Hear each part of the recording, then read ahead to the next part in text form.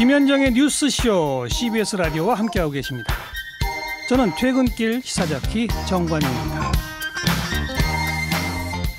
이제 저녁을 한 이찬호 씨 인터뷰 들으시고 많은 분들이 함께 슬퍼하고 분노하고 계세요. 이명락님은 저도 군에서 화상을 입은 군인이 이렇게 종종 있는 일입니까? 저도 군에서 화상을 입어서 6개월 입원한 적이 있어서 그 고통을 누구보다 잘 압니다. 근데 군병원은 한계가 있어요. 결국은 외부 전문병원에서 치료해야 됩니다 하셨고요. 이향미님, 화상병원의 의료진으로 근무해본 사람입니다. 화상은 그 어떤 질병보다 무서워요. 수술 후에도 재수술 힘든 과정이 계속될 텐데 너무 안쓰럽다 하셨고, 이유진님, 군복무 중에 다친 건데 전역한 후에도 치료비 전액 지원해줘야 되는 거 아닙니까? 2살짜리 아들을 볼 때마다 아휴 쟤도 군대 갈 텐데, 이런 생각을 아들 가진 부모들은 다 하게 되는 거죠. 지금 아들 가진 부모들이 문자를 굉장히 많이 보내주고 계시는데, 이택수 대표님 어서 오십시오. 네, 안녕하세요. 이택수 대표도 지금 아들이 군대에 가 있잖아요. 네, 얼마 남았어요 나오려면? 내년 아마 여름쯤 제대할 겁니다. 네. 아유, 아들 생각하면 또 걱정 많이 돼. 눈시울 항상 걱정. 항상 걱정. 네. 이런 소식 들을 때마다 덜컹덜컹하고. 그럼요. 네. 그러시죠. 네. 좀 많은 분들이 비슷한 심정으로 보내주고 계세요.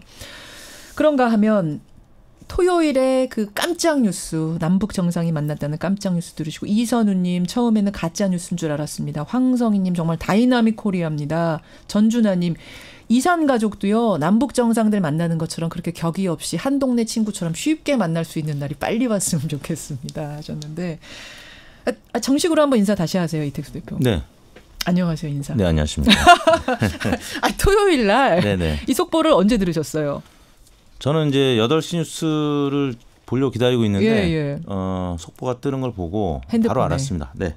그 보고는 반응이 어떠셨어요? 처음 느낌이 어떠셨어요? 저는 예상은 했는데 그게 좀 생각보다는 빨랐다.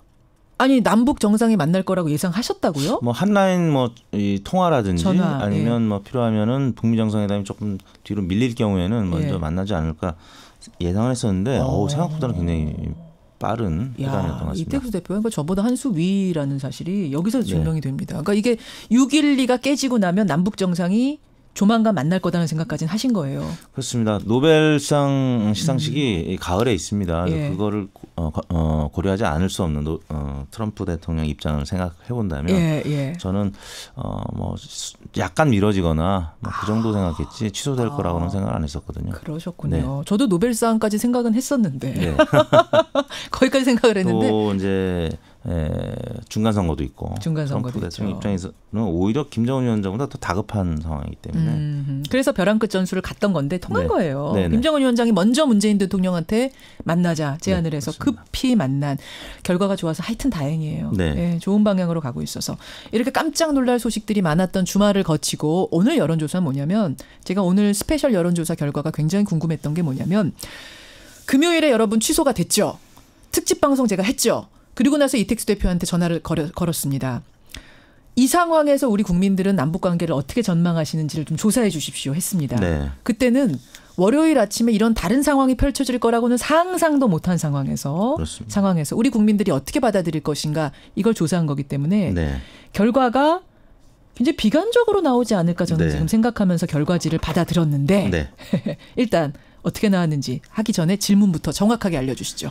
네, 저희가 지난 금요일이죠. 25일 정확하게 이제 시간을 설명을 드리면, 트럼프 대통령이 북미 정상회담 취소를 발표하고 나서 그 다음날 오전에 북한 김계관 외무성 제1부상이 여전히 회담을 원한다는 입장을 발표한 다음에 점잖은 대화문, 굉장히 신중하고 아주 북한답지 않게 예의를 잘 지킨 담화문이 나왔죠. 직후에 나왔죠.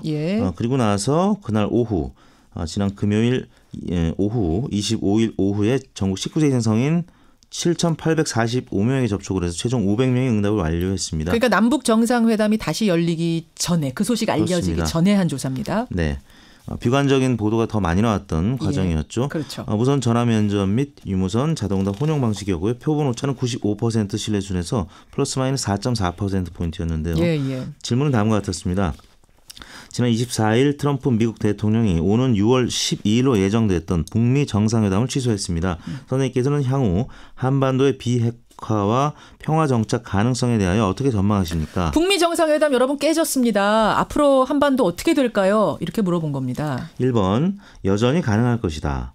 2번 이제는 어려울 것이다. 3번 잘 모르겠다. 이렇게 물었는데요. 그래서 저는 사실은 네. 오늘 이 여론조사는 소개를 못하겠구나 했어요. 네. 이거 보나마나 얼마나 많은 절망감 속에서 여러분들이 답을 하셨겠습니까? 네. 그런데 결과가 의외예요. 네. 어떻게 나왔습니까? 여전히 가능할 것이다라는 낙관적 전망이 67%, 정확하게는 66.5%로 나타났고요. 예. 이제는 어려울 것이다. 비관적 전망이 20%, 정확하게는 20.2%로 나타났습니다. 차, 여러분, 그러니까 여러분들이 다 한 분 한 분이 다 평론가시고 네. 전문가시고 이제는 정말 선견지명이 있구나 우리 국민들이. 네. 한반도 문제에 있어서 저는 이런 생각이 들었어요. 그러니까 트럼프가 6.12 판 깼다. 이 보도를 듣고 김계관의 담화문까지 듣고 나서 대답을 하신 네. 건데 그래도 여전히 낙관적이다라고 하시는 분이 66.5%. 그렇습니다. 아니다. 이제는 한반도 어렵게 됐다라는 분이 20.2%. 3배가량 차이가 나는 네. 거예요. 낙관론자가. 네. 이거 어떻게 분석하세요? 객관적인 판단도 있었을 것이고요. 두 번째는 그런 기대가 여전히 유효하다. 북미 정상회담이 잘 예정대로 이루어졌으면 좋겠다. 그래서 한반도 비핵화나 평화 정착이 이루어졌으면 좋겠다라는 어떤 기대감도 섞여 있고 조사 결과 아니었나 싶고요. 그리고 6.12는 깨졌어도 뭐 그 다음에 이게 완전히 깨진 건 아니야. 그 다음에 네. 뭐가 있을 거야라는 생각들을 하시는 거예요. 그렇습니다. 네. 뭐 연기되더라도 그렇죠. 북미 정상회담이 이루어지지 않을까. 트럼프 대통령이 포커 플레이어라는 표현을 많이 썼는데 전문용어로 이제 뻥카라고 하죠.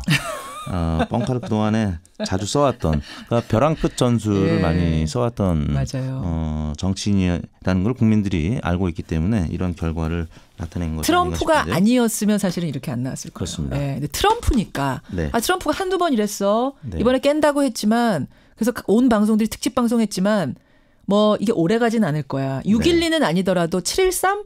8.15 뭐 하나쯤 네. 되지 않겠어? 이 정도 생각까지는 하신 거예요. 그렇습니다. 그렇다 보니까 자유한국당 지지층을 제외하고는 예. 심지어 60대 이상 또 대구, 경북, 부산, 경남, 울산에 있는 응답자들도 50% 이상 낙관적 전망을 했고요. TK도. 다만 자유한국당 지지층만 23.5%만 낙관적 전망을 했고 52.6%는 비관적 전망을 한 것으로 나타났습니다. 예. 0721님 저도 계속 좋은 판이 이어질 거라 생각하고 있었습니다. 긍정적으로 봅니다 하셨고 2555님은 결국은 사람이 하늘입니다. 우리가 한 마음을 모으니까 이렇게 된 거다. 또 이런 문자도 들어오고. 민심이 천심이죠. 오진성님은 대통령을 믿는 지금 국민들이 많은 게 아니냐. 네. 그렇다 보니까 이 낙관론이 많이 나온 거 아니냐. 이렇게 또 분석하신 분도 계시고 이영태님은 앵커님 실망이네요. 이거 예측 못했습니까? 아니, 남북 정상회담까지는 솔직히 예측 못했어요. 또 금요일 날 취소 발표가 났는데 토요일 날 만날 거라고는 전 예측 못했고 제가 좀 변명을 하자면 저희가 그 속보를 8시에 받아들고 나서 전문가한테 쫙 전화 돌렸습니다. 굉장히 유명한 전문가들 쫙. 네. 근데 다들 저희 전화 받고 아셨어요. 네. 이분들 모르셨더라고요. 다 깜짝 놀라요. 더 실망스러운 분들이네요. 그 정도로 반전의 그렇죠. 반전 드라마가 쓰여진 주말이었습니다. 정례조사로 가보죠, 이 대표님. 네. 문재인 대통령의 5월 4주차 주간 집계가 72.5%로 지난주 대비 소폭 하락했고요. 지난주가 74.8%였잖아요. 네, 2.3%포인트 하락해서 3주 연속 하락했습니다만 70%를 기록했습니다. 지방선거를 앞두고 있다 보니까 사실 자유한국당 입장에서도 평상시 같으면 이런 상황에서 정부의 협조적인 입장을 나타낼 수 있겠지만 지금 지방선거를 앞두고 있기 때문에 모든 것에 대해서 좀 비판적인 입장을 갖고 있는 한국당의 논평들이 계속 쏟아져 나오고 있기 때문에 문재인 대통령이 최근 들어서 북미 정상회담 연기 소식 혹은 취소 소식 뭐 이런 보도들이 나오고 또 풍계리의 남측 추진 명단 거부 소식도 지난 주 초에는 있었습니다. 뭐 그러다 보니까 지지율이 이번 주에는 2.3%포인트 하락했는데 이번 주에는 다시 좋은 소식들이 들려오고 있기 때문에 반등할 가능성이 높아 보입니다. 이건 매일매일 조사를 하는 거거든요. 대통령 지지도는. 자, 어떻게 조사하셨어요? 이번 조사는 21일 월요일부터 25일 금요일까지 전국 19세 이상 유권자 34,340명에게 통화를 시도해서 예. 최종 2,001명의 응답을 완료했습니다. 조사 방법은 동일했고요. 표본 오차는 95% 신뢰 수준에서 플러스 마이너스 2.2%포인트였고 자세한 내용은 중앙선거 여론조사 심의위원회 홈페이지를 참고하시면 되겠습니다. 여기까지 오늘 보겠습니다. 이택수 대표 수고 많으셨습니다. 네, 감사합니다. 여론이었습니다.